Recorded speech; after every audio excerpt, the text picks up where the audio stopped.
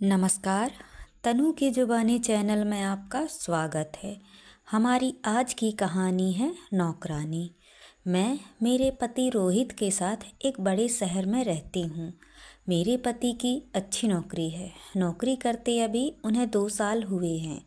हमारी शादी को भी अभी 1 साल हुआ है।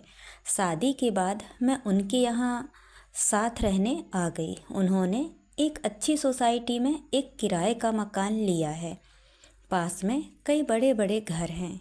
यहाँ रहना एक अलग सी बात लग रही है, क्योंकि शादी को अब 1 साल हो गए थे। तो मैंने भी सोचा कि मैं भी जॉब में वापस जाती हूँ। हालांकि रोहित इसके लिए मना करते थे। कहते हैं कि मैं अच्छा कमाता हूँ, क्या ज़रूरत है तुम्हें जॉब करने की। लेकिन फिर भी मैंने जॉब ज्वाइन कर लिया। जॉब के साथ घर का काम करने में थोड़ी परेशानी हो रही थी, इसीलिए मैंने सोचा कि घर में काम करने के लिए एक नौकरानी रख लेती हूँ। लेकिन बड़े शहरों में अच्छा काम करने वाली का मिलना ज़्यादा मुश्किल होता है। इतनी जल्दी किसी पर विश्वास भी नहीं किया जा सकता है। हमारे सोसाइटी में कई घरों में काम करने वाली आती थी।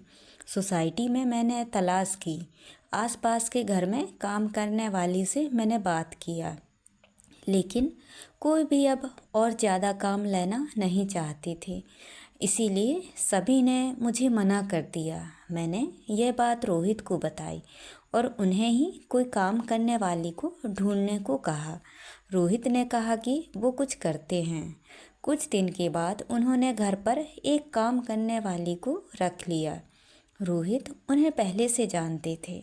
शादी के पहले रोहित वहाँ से अपने लिए खाना मंगवाते थे। उनका नाम राधा था। वो 48 साल की होगी। मुझे तो जैसे कि सुकून मिल गया हो। अब मैं अपनी जॉब आराम से कर सकती थी। सुबह और शाम को खाना बनाने का कोई झंझट ही नहीं था। घर में कोई काम करने वाली जो आ गई थी, वो बहुत अच्छा खाना बनाती थी। रोहित तो पहले भी उनका बना खाना खाते थे, तो उन्हें तो पता था, इसीलिए वो उन्हें लेकर आए थे। मेरे पति सुबह जल्दी जॉब पर जाते थे। मैं उनके बाद जाती थी और उनके पहले ही आ जाती थी। मेरे आने तक राधा काम करने आ जाती थी, इसीलिए घर की चाबी उनके पास भी रहती थी। शाम को आते समय मैं कुछ समय सोसाइटी के महिलाओं से बात किया करती थी। लगभग सभी को अब मैं जानती थी। शाम को सोसाइटी की सारी महिलाएं भी घूमने बाहर निकला करती थी। ऐसे ही एक दिन जब मैं उन सब से बात कर रही थी, तब एक खबर मुझे पता चली कि हमारे 5 घर छोड़कर ही एक परिवार रहता था। बहुत अमीर थे। उनका वो खुद का घर था। उस घर में काम करने वाली एक लड़की करीब 19 साल की सुबह से घर पर नहीं थी। वो लड़की उनके घर का काम करने के साथ वहाँ रहती भी थी। वो आंटी बता रही थी कि वो सुबह जब जल्दी उठी तब वो लड़की घर पर थी ही नहीं। फ़ोन किया तो उसका फ़ोन भी स्विच ऑफ आ रहा था। सोसाइटी में किसी ने उसे आते जाते नहीं देखा। वो आंटी कहने लगी कि घर देखना होगा, क्या पता कुछ लेकर गई तो नहीं। लड़की तो अच्छी थी, लेकिन आजकल कब कोई बदल जाए इसका पता कहाँ चलता है। उस लड़की को मैं भी मिली थी। अच्छी लड़की है, बात तो अच्छे से करती थी।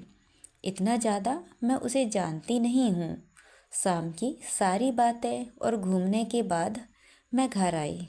रोहित मेरे आने के कुछ घंटों बाद आते थे, लेकिन आज मैंने उनकी गाड़ी घर के बाहर देखी। वो इतनी जल्दी आज कैसे आ गए, यही सोचते हुए मैं दरवाजे की ओर जा रही थी। दरवाज़ा मैंने अपनी चाबी से खोला, लेकिन वो नहीं खुला, क्योंकि उसे अंदर से बंद किया था। मैंने डोरबेल बजाई, लेकिन कुछ देर खड़ी रहने के बाद भी दरवाज़ा नहीं खुला। थोड़ी देर बाद वो आए और उन्होंने दरवाज़ा खोला। रोहित ने कहा कि तुम आ गई। उनके चेहरे पर एक अजीब सा डर था। मैंने पूछा क्या हुआ, इतने डरे हुए क्यों लग रहे हो। वो बोले, कुछ नहीं, मैं नहा रहा था। दरवाज़ा मैंने अंदर से बंद कर लिया था। आवाज़ सुनाई नहीं दिया। उनकी बात सुनकर मैं अपने बेडरूम में चली आई। सुबह से घर से बाहर थी तो मुझे बड़ी थकान हो रही थी। बेडरूम का दरवाज़ा बंद करना मैं भूल गई तो हवा से इधर उधर हो रहा था। जब दरवाज़ा खुला होता है तो मेरे बेडरूम के मिरर से हमारे हॉल का बाथरूम दिखाई देता है।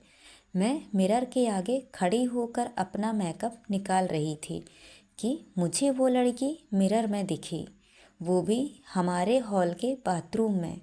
रोहित भी उसी बाथरूम में घुसा जिसमें वो लड़की पहले से ही थी।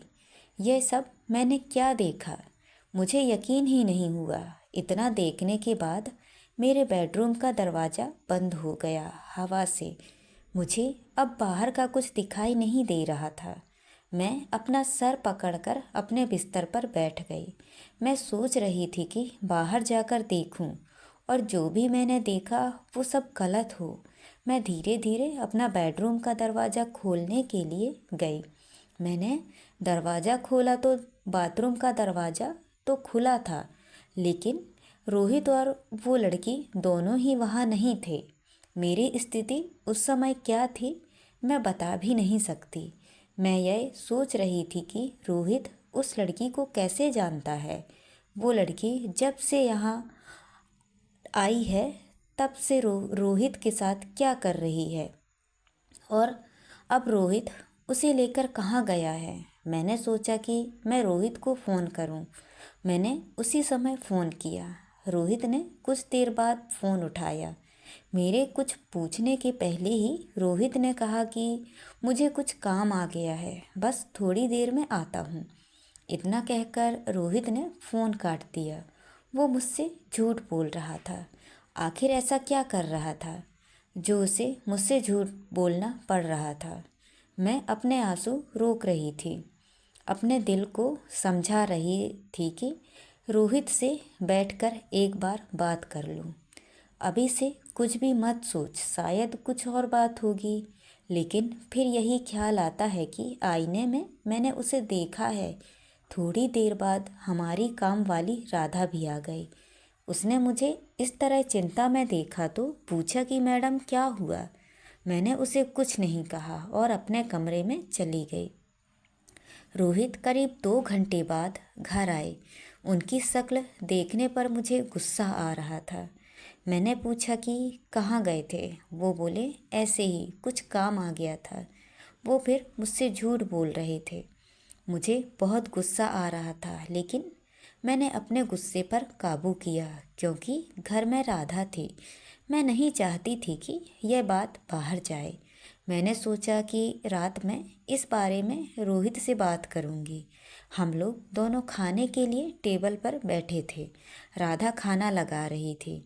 खाना लगाने के बाद राधा बोली कि साहब, बहुत अच्छा काम किया आज आपने। रोहित बोले कि थोड़ा और लेट होते तो बस छूट जाती, इसीलिए मैं आते ही चला गया। मैंने पूछा, क्या बात हो रही है। राधा बोली कि मैडम, वो लड़की यहाँ पड़ोस में काम करती थी और उनके यहाँ रहती थी। मैंने उनकी बात काटते हुए कहा, हाँ, सोसाइटी में सुबह से नहीं है, कहाँ है। राधा ने फिर कुछ ऐसा बताया जो मैंने सोचा भी नहीं था। राधा ने कहा कि वो छोटे से गांव की है। घर की हालत ठीक ना होने के कारण उसके यहाँ काम करना पड़ रहा था। लड़की अपने घर जाना चाहती थी, लेकिन उस घर की मालकिन उसे जाने नहीं दे रही थी। उसे पैसे भी नहीं दे रही थी। उस घर में दिन रात उसे 8 लोगों का काम करना पड़ता था। जब वो काम पर लगी थी तब सिर्फ 2 ही लोग थे, लेकिन थोड़े दिन बाद 8 लोग आ गए, उन्हीं के परिवार के। उसने काम छोड़ने और जाने को कहा तो उन्होंने उसे कहा कि तुम नहीं जा सकती हो जब तक हमें कोई और दूसरी काम करने वाली नहीं मिल जाती। उसके पैसे भी नहीं दिए। काम करने वाली मिलना बहुत मुश्किल है, वो भी इतने बड़े परिवार के लिए। वो कैसे भी यहाँ से निकलना चाहती थी। उस घर की मालकिन उस पर नज़र रखती थी। उसकी हालत के बारे में मुझे पता चला। वो उस दिन सुबह आपके जाने के बाद यहाँ आई थी। आप लोग गए तब भी वो यहीं थी। बहुत रो रही थी। मैंने साहब को सारी बात बताई। अभी आपसे ज़्यादा मैं साहब को जानती हूँ, इसीलिए मैंने आपको नहीं बताया। उसकी मदद करने को कहा, इसलिए साहब उसे उसके गांव की बस में बैठाकर अभी आए हैं। रोहित ने कहा कि इसीलिए मैं ऑफिस से जल्दी आया। जब मैं आया तो वो बाथरूम में छिपी थी, बहुत डरी हुई थी। मैं उससे बात कर ही रहा था कि तुम आ गई और वो फिर बाथरूम में छिप गए। इतना सब जल्दी में हो गया कि तुम्हें बताने का समय ही नहीं मिला और मैं उसे लेकर बस अड्डे चला गया। तुम्हारा फ़ोन आया तो मैंने सोचा कि घर जाकर आराम से सारी बात बताऊंगा। लड़की सीधी थी। वो खुश थी कि अपने घर जा रही है। राधा और रोहित की बात सुनकर मुझे यकीन नहीं हुआ। राधा ने कहा कि बाहर छोटे शहर से काम करने वाले जो आते हैं वो भी इंसान होते हैं। ये बड़े लोग कब समझेंगे। अपने स्वार्थ के लिए उसे रख रखा था। उसकी बात सोचने लायक थी। इसी के साथ ही मेरे दिल ने एक तसल्ली भरी सांस भी ली। मैंने मेरे पति को कितना गलत समझा। उसने एक सीधी और गरीब लड़की की मदद किया है। मैंने राधा को कहा कि अगर अब कभी भी तुम्हें ऐसा कोई और दिखाई दे तो तुम मुझे भी बेफिक्र होकर कह सकती हो। हम इंसान हैं, सभी को अपना जीवन अपने हिसाब से जीने का हक है। तो दोस्तों, ये कहानी आपको कैसी लगी? लाइक और कमेंट करके ज़रूर बताएं और चैनल को सब्सक्राइब करना ना भूलें। तो मिलते हैं अगली कहानी में। बहुत बहुत धन्यवाद।